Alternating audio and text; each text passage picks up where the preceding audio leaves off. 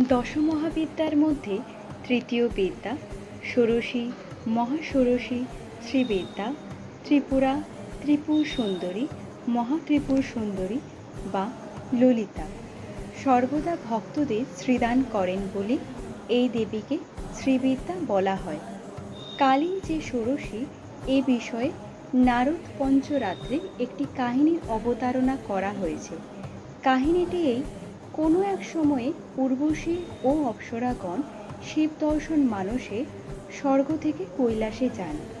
শিব তাদের সামনে কালী রূপধারিণী গৌরীকে কালী কালী বলে উচ্চস্বরে ডাকেন। গৌরীকে কালী বলাতে গৌরী লজ্জিত হয়ে কৈলাসে চলে যান। ইতিমধ্যে একদিন নারদ কৈলাসে এসে শিবকে একাকী দেখে গৌরীর কথা জিজ্ঞাসা করেন। শিব সব ঘটনা বিবৃত করলে নারদ ধ্যানস্থ হয়ে দেখলেন গৌরী সুমেরু পর্বতের উত্তর দিকে আছেন। নারদ তৎক্ষণাৎ সেখানে উপস্থিত হয়ে স্তবের দ্বারা গৌরীকে প্রসন্ন করলে তিনি নারদের কাছে শিবের সংবাদ জিজ্ঞেস করলেন।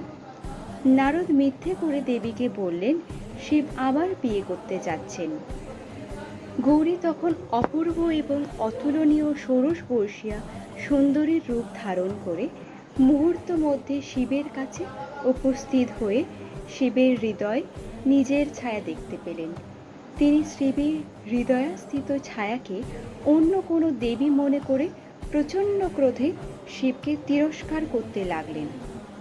শিব গৌরীকে বললেন, গৌরী ধ্যানস্থ হয়ে দেখো, আমার হৃদয়ে তোমারই ছায়া।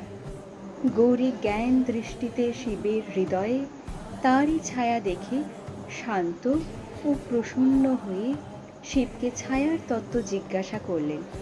শিব উত্তরে বললেন, ত্রিভুবনে শ্রেষ্ঠতম রূপ ধারণ করেছ বলে তুমি স্বর্গ, মর্ত্য, পাতাল এবং অন্যত্র সুন্দরী, পঞ্চমী, শ্রী ও ত্রিপুর সুন্দরী নামে বিখ্যাত হবে এবং সর্বদা ষোড়শ বর্ষীয়া থাকবে বলে ষোড়শী এই নামেও বিখ্যাত হবে।